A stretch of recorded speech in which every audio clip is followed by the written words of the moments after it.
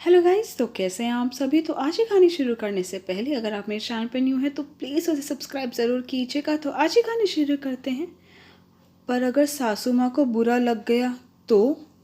रेवती की रुपेश के साथ शादी को 3 साल हो गए थे। उसके 8 महीने का एक बेटा भी था। रेवती एक भरे पूरे परिवार में ब्याह कर आई थी। जेठ जेठानी, उनके 2 बच्चे, एक शादीशुदा ननंद, उनके भी 2 साल की बेटी है।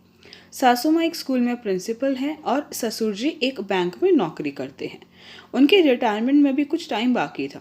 रुपेश और उसके बड़े भाई मनोज दोनों का एक कपड़ों का काफ़ी बड़ा शोरूम था। उन्हें नौकरी पसंद नहीं थी। पढ़े लिखे वे दोनों ही काफ़ी थे, पर उनका अपना काम करने का विचार था। पहले दुकान थी, फिर दोनों भाइयों ने मेहनत कर बराबर की जगह ले दुकान की जगह शोरूम बना लिया था। कुल मिलाकर सब ठीक था। पर बात रेवती की है। उसे जब से बेटा हुआ है वह बहुत परेशान रहने लगी थी, क्योंकि बर्तन सफाई के लिए तो मेड लगा रखी थी, पर खाना खुद का ही बनाया पसंद करते थे। जब से वह शादी करके घर आई थी तब से जेठानी नाम मात्र का काम करने लगी। पर जब रेवती ने इतना महसूस नहीं किया। पर जब से उसके बेटा हुआ है तब से उसको संभालना, रात को भी सोने नहीं देता। पर जेठानी जी यह समझती ही नहीं थी। वह सबसे मुंह पर अच्छी बनी रहती थी, पर जब सुबह सब काम पर चले जाते उसके बाद किसी भी काम को हाथ नहीं लगाती थी। मेड आए ना आए, कपड़े धोने, सारा घर सेट करना। पर अब रेवती अंदर ही अंदर घुटने लगी थी। वह यह बात किसी को बता नहीं रही थी, क्योंकि उसे लगा कि कहीं उसकी वजह से घर में फूट ना पड़ जाए। वह बीमार रहने लगी। सासू माँ ने पूछा भी कि रेवती क्या बात, कुछ परेशानी हो तो बताओ, पर वह नहीं बोल पाती। एक दिन रुपेश उसे डॉक्टर के पास लेकर जा रहा था, पर वह पहले उसे एक पार्क में लेकर गया और एक जगह एकांत में बैठकर प्यार से पूछने लगा, रेवती तुम अपने मन की बात मुझसे कह सकती हो। तो उसकी आंखें बरसने लगी। तो रुपेश ने पूछा, अरे क्या हो गया, तुम रो क्यों रही हो। तो वह जी भरकर रोने के बाद चुप हो जाती है। कहती है, रुपेश भाभी जी की मैंने कभी आपसे या किसी से कोई शिकायत नहीं करी, पर अब बर्दाश्त नहीं होता। सबके सामने वह इतनी भोली बनती है, पर जब आप सब काम कर चले जाते हो तो मुझ पर हुक्म चलाती है, मुझे सुनाती है कि मैं तो इतने बड़े घर से आई हूँ, मुझे यह काम करने की आदत नहीं है, यह काम तो तुम्हारे जैसे मिडिल क्लास के परिवार वाले ही कर सकते हैं।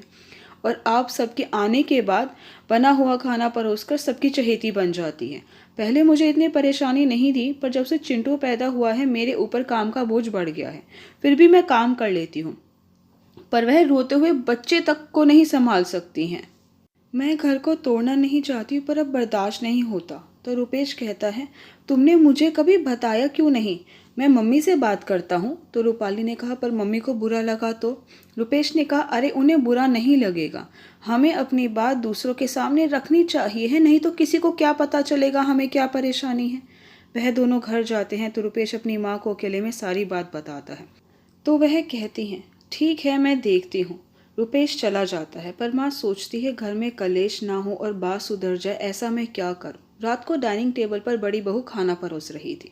तो सासू माँ और बाकी सब सदस्य खाना खाने लगे। तो सासू माँ बड़ी बहू से कहने लगी, बड़ी बहू तुमने खाना बनाना बिल्कुल ही छोड़ दिया, रात का खाना तुम बनाया करो।